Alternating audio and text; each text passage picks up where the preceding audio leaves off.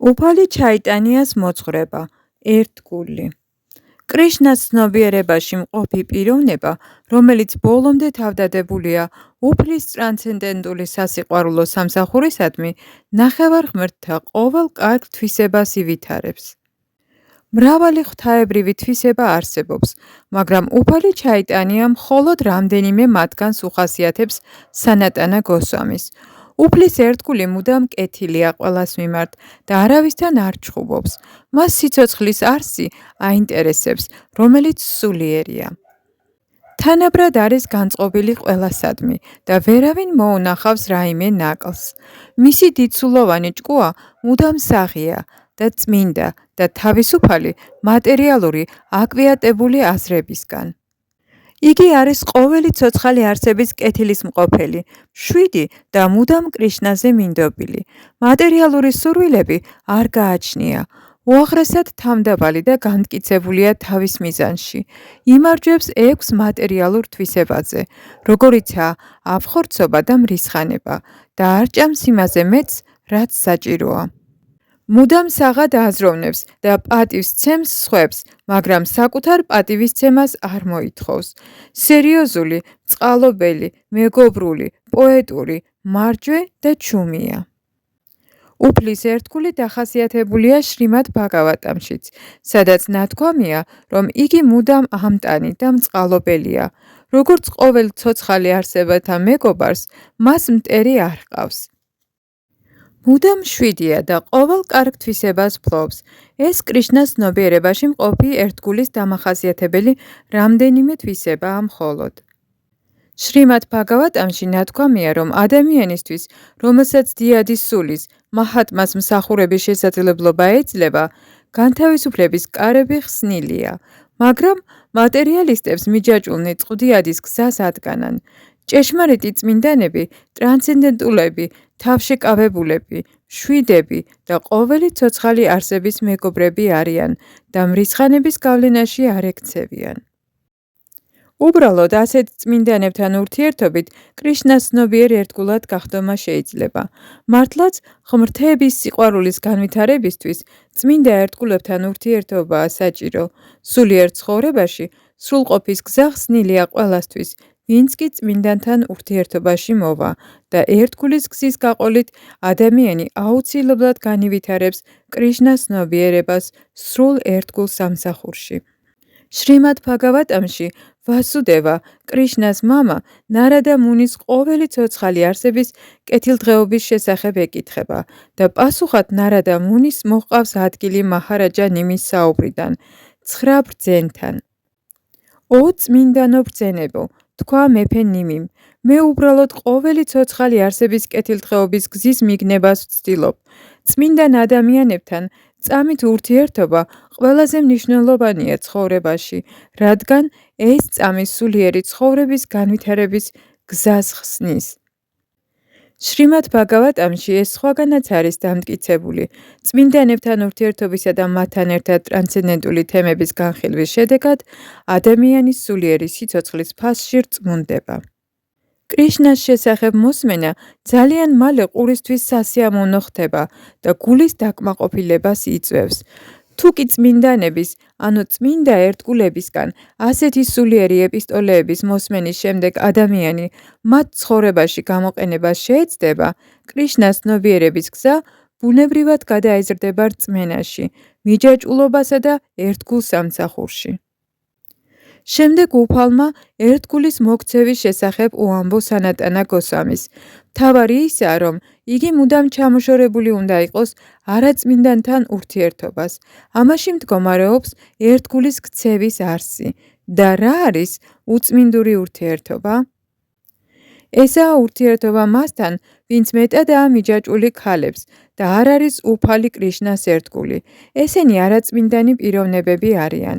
რეკომენდირებულია ურთიერთობა მხოლოდ უფლის წმინდან ერთგულებთან ვიქონიოთ და გულდასმით ვერიდოთ არაერთგულებთან ურთიერთობას. კრიშნას წმინდა ერთგულები მუდამ ფრთხილობენ, რომ არ დაამყარონ ურთიერთობა ამ ორი სახის არაერთგულებთან.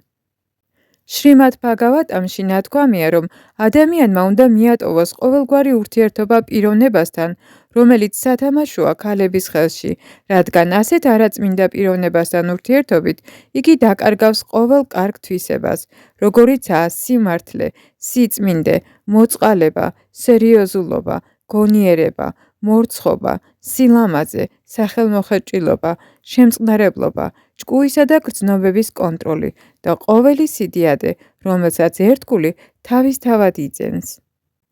ადამიანი ყველაზე მეტად მაშინ დეგრადირდება, როცა ქალებზე მეტისმეტად მიჯაჭვულ პიროვნებებთან აქვს ურთიერთობა. ამასთან დაკავშირებით უფალ ჩაიტანიას მოჰყავს ლექსი კატიაიანა სამჰიტანადანც.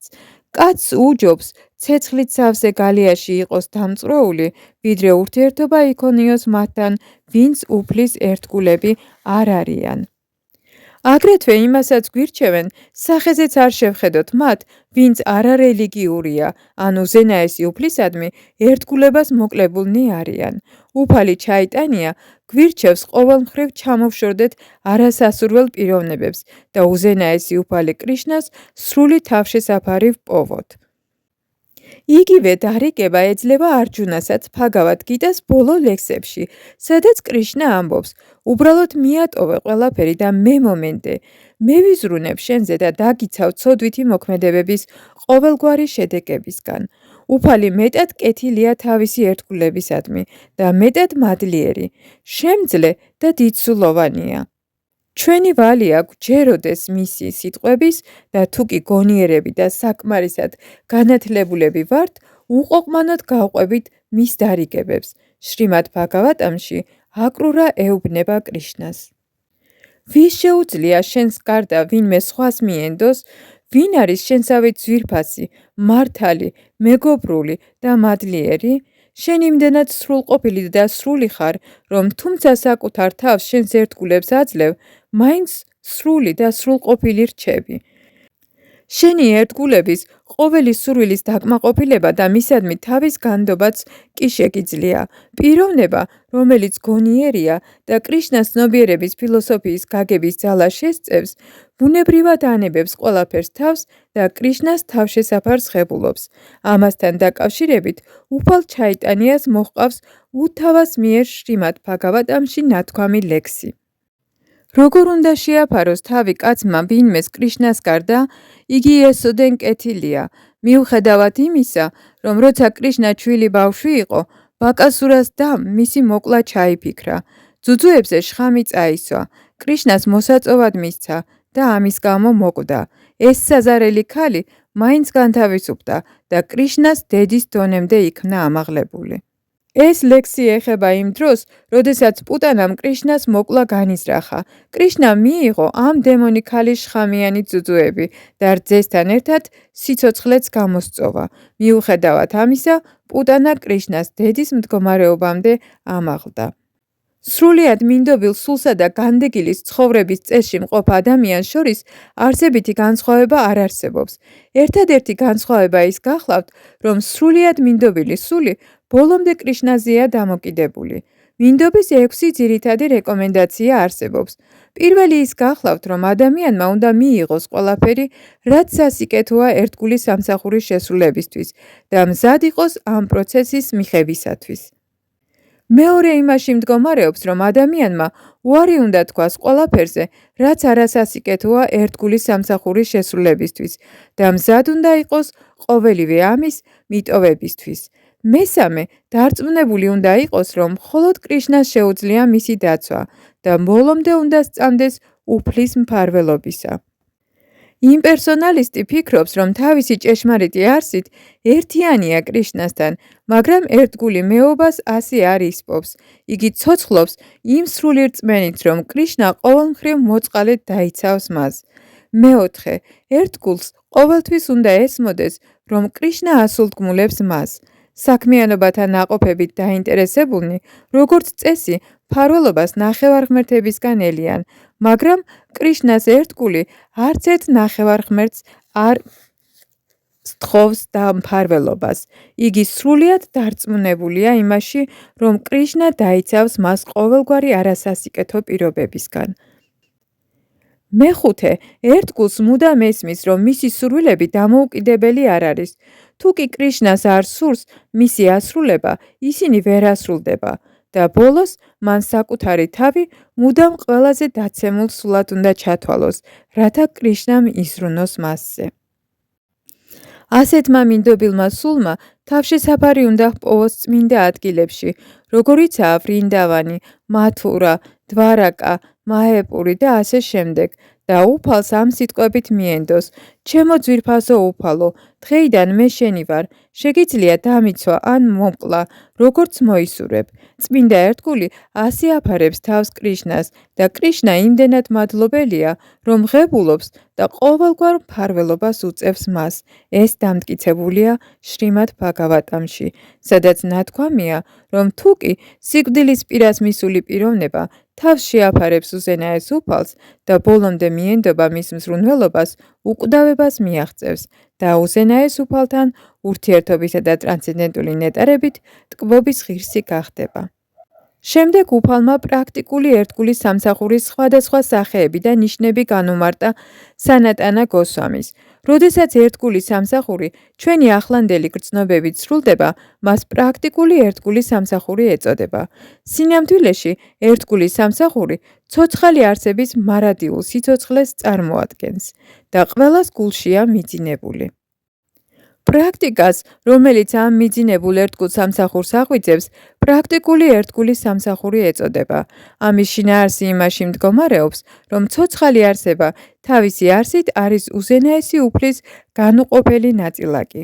უფალი შეიძლება მზეს შევატაროთ, ცოცხალი არსებები კი მზის შუქის მოლეკულებს. ილუზორული ენერგიით მოჯადოებული, სულიერი ნაპერწკალი თითქმის ჩამქრალია, მაგრამ პრაქტიკული ერთგულის სამსახურით თავისი ბუნებრივი კონსტიტუციური მდგომარეობის გამოცოცხლება შეუძლია.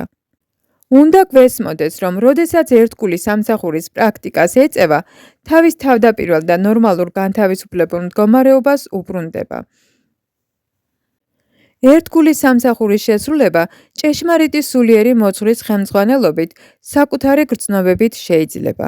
კრიშნას ცნობიერებაში წინსვლისთვის განკუთვნილ სულიერ საქმიანობებს ადამიანი მოსმენით იწყებს. მოსმენა წინსვლის ყველაზე მნიშვნელოვანი მეთოდია და ადამიანს კრიშნას შესახებ კეთილგანწყობილებით მოსმენა უნდა სწყუროდეს. ყოველგვარი სპეკულაციისა და კარმიული საქმიანობის მიტოვებით მან უბრალოდ თაყვანი უნდა სცეს უფალს და ღმერთის სიყვარულის მიღწევა უნდა სურდეს. ღმერთის ეს სიყვარული მარადიულად ყველაში არსებობს, უბრალოდ მოსმენის საშუალებით მისი გაღვიძებაა საჭირო. მოსმენა და გალობა ერთგულის სამსახურის ძირითადი მეთოდები გახლავთ. ერთგულის სამსახური შეიძლება იყოს მოწესრიგებული ან სიყვარულის გამო შესრულებული. ვისაც კრიშნასადმი ტრანსცენდენტული მიჯაჭვულობა არ განუვითარებია, თავისი სიცოცხლე წმინდა წერილთა სულიერი მოძღვრის დარიგებათა და რეგულაციათა თანახმად უნდა მოაწყოს. შრიმად ბჰაგავატამში შუკადევა გოსვამი ურჩევს მაჰარაჯა პარიქშიტს. ო ფარათა შორის საუკეთესო, იმ პიროვნებათა პირველი ვალი, ვისაც სურთ უშიშრები გახდნენ, იმაში მდგომარეობს, რომ ღვთაების უზენაესი პიროვნების ჰარის შესახებ ისმინონ, იგალობონ და ყოველთვის ახსოვდეთ იგი. უფალი ვიშნუ ყოველთვის უნდა გვახსოვდეს. სინამდვილეში მისი წამითაც დავიწყება არ შეიძლება. იგია მთელი არსი ყოველი მარეგულირებელი პრინციპისა. დასკვნა ის გახლავთ, რომ თუ კი ერთად ავიღებთ წმინდა წერილებში განდობილ ყოველ წესს, რეგულაციას, რეკომენდირებულ და აკრძალულ საქმიანობებს, ყველაფრის არსი უზენაესი უფლის ხსოვნა იქნება. გულში ღმრთების უზენაესი პიროვნების ხსოვნა ერთგულის სამსახურის მიზანს წარმოადგენს. როდესაც ერთგულის სამსახური წმინდა და სიყვარულით სრულდება, ლაპარაკიც არ არის მარეგულირებელ პრინციპებზე. ამ დროს არავითარი დანაწესები ან აკრძალვები არ არსებობს. მაგრამ როგორც წესი, ერთგულის სამსახურის სწორად შესასრულებლად საჭიროა შემდეგი პრინციპების დაცვა: ჭეშმარიტი სულიერი მოძღვრის მიღება, სულიერი მოძღვრისგან ინიციაციის მიღება, სულიერი მოძღვრის სამსახური, სულიერი მოძღვრისადმი კითხვების დასმა და მისგან სიყვარულის შესწავლა. იმ წმინდა მამაკაცთა ნაკვალევის გაყოლა, რომლებმაც საკუთარი თავის უფლის ტრანსცენდენტულ სასიყვარულო სამსახურს მიუძღვნეს. კრიშნას დასაკმაყოფილებლად ყოველგვარ სიამოვნებაზე და გაჭირვებაზე უარის თქმისთვის მზადყოფნა. იმ ადგილებში ცხოვრება, სადაც კრიშნა თავის გართობებს ატარებდა. დაკმაყოფილება იმით, რასაც კრიშნა გვაძლევს, სხეულისა და სულის გასატანად. ეკადაშის დღეს მარხვის დაცვა, რომელიც სავსე და ახალი მთვარის შემდეგ მე-11 დღეებზე დგება. ასეთ დღეებში არ შეიძლება არავითარი ხორბლეულის, მარცვლეულის ან პარკოსნების ჭამა. შეიძლება ზომიერად მივირთვათ ბოსტნეული და რძე. ჰარე კრიშნას გალობას და წმინდა წერილების კითხვას მეტი დრო უნდა დავუთმოთ. ერთგულების, ძროხებისა და ბანიანის ხის მსგავსი წმინდა ხეების პატივისცემა. ახალ ბედა ერთგულისათვის, რომელიც ერთგულის სამსახურის გზას იწყებს, ამათი პრინციპის დაცვა მნიშვნელოვანია. უფლის მსახურებისა და მისი წმინდა სახელების გალობისას შეურაცხყოფების თავიდან არიდებასაც უნდა ვერიდოთ. წმინდა სახელის გალობისას 10 სახის შეურაცხყოფა არსებობს და საჭიროა მათი თავიდან აცილება. ეს შეურაცხყოფებია: უფლის ერთგულის ლანძღვა, უფლისა და ნახევარღმერთების ერთმანეთთან გატოლება, ან იმის ფიქრი, რომ მრავალი ღმერთი არსებობს, სულიერი მოძღვრის ბრძანების უკულებელყოფა, წმინდა წერილების, ვედების ავტორიტეტის შემცირება, ღმერთის წმინდა სახელთა ინტერპრეტირება, გალობის იმედზე ცოდვების ჩადენა, უფლის სახელთა დიდების ურწმუნოებისთვის სწავლება, წმინდა სახელის მატერიალურ ღვთისმოსაობასთან შედარება, უყურადღებობა წმინდა სახელის გალობისას, წმინდა სახელთა გალობის მიუხედავად მატერიალური საგნებისადმი მიჯაჭვულობის შენარჩუნება. არსებობს 10 დამატებითი წესი. ადამიანმა უფლის მსახურებისა და უფლის წმინდა სახელთა გალობისას შესაძლო შეურაცხყოფებისთვის თავის არიდება უნდა სცადოს. უნდა ერიდოს უწმინდურ არაერთგულებთან ურთიერთობას. არ უნდა ეცადოს ბევრი მოწაფის ყოლას. არ უნდა გაისარჯოს ბევრი წიგნის გაგებით, ან თუნდაც ნებისმიერი წიგნის ნაწილობრივ გაგებით და ერიდოს სხვადასხვა სწავლებების განხილვას. თავშეკავებული უნდა იყოს მოგებასა და წაგებაშიც, არაფერზე არ უნდა იდარდოს. უდიერად არ უნდა მოეპყრას არც ერთ ნახევარღმერთს ან სხვა წმინდა წერილებს. არ უნდა მოითმინოს უზენაესი უფლისა და მისი ერთგულების ლანძღვა. უნდა ერიდოს ჩვეულებრივი რომანებისა და ნაწარმოებების კითხვას. არც ერთ ცოცხალ არსებას არ უნდა მიაყენოს უსიამოვნება, პატარა მწერის ჩათვლითაც კი. შრი რუპა გოსვამის მიერ შედგენილ ბჰაქტი რასამრიტა სინთურში ნათქვამია, რომ ადამიანი საქციელით მეტად დიდსულოვანი უნდა იყოს და ერიდოს ნებისმიერ არასასურველ საქმიანობებს. ყველაზე მნიშვნელოვანი და დადებითი პუნქტები ის გახლავთ, რომ ადამიანმა ჭეშმარიტი სულიერი მოძღვრის თავშესაფარი უნდა ჰპოვოს, მისგან ინიციაცია მიიღოს და ემსახუროს მას.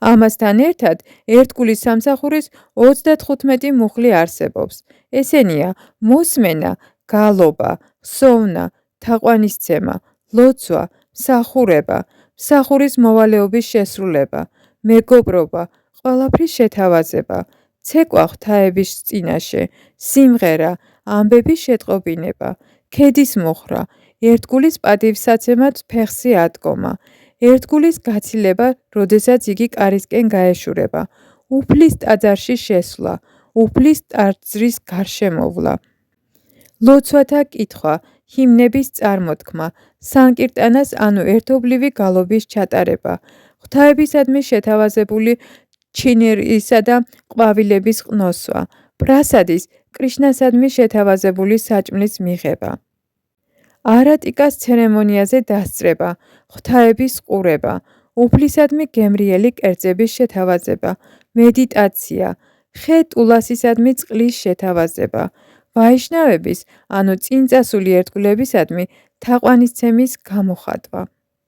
მათურაში ან ვრინდავანში ცხოვრება, შრიმად ბჰაგავატამის გაგება, კრიშნას მისაღწევად მთელი ძალღონის მოხმარება, კრიშნას წყალობის ლოდინი, კრიშნას ერთგულებთან ერთად ცერემონიალური დღესასწაულების დაცვა.